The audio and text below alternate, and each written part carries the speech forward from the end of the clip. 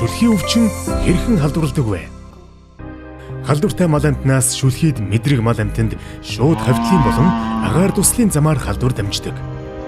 Халдвар авсан мал шүлхийн ил шинж тэмдэг илрэх хүртэл нууц үе нь 2-оос 14 хоног байдаг. Халдвартай мал амтнаас гадагшилж байгаа шүлс, нус, сүү, шээс, баас, үрийн шингэн зэргээр бохирлогдсон бүхий л эд зүйлсээр халдвар дамжин шууд бус замаар эрүүл мал амтныг өвчлүүлж халдвар дамжин тархнаа. Халдвартай мал амтан бэлчээр өвс усыг бохирдуулж улмаар эрүүл малд халдвар тараана.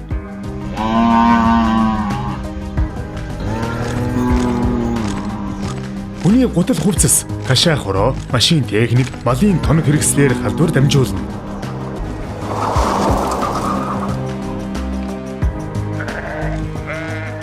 Хүний хөдөлгөөнөөр дамжин халдвар тархах эрсдэлтэй болохыг анхаарах хэрэгтэй.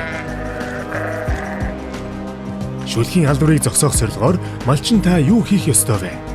Өвчлсөн мал амтныг тусгаарлах, малаа айлын малтай нийлүүлэхгүй байх, эрүүл малаа сайтар ажиглах, бусад малчидаа утсаар мэдээлж, сэрэмжлүүлнэ. Өвчин гарсан газрын малчин нэг нийдээ цугларахыг хориглоно.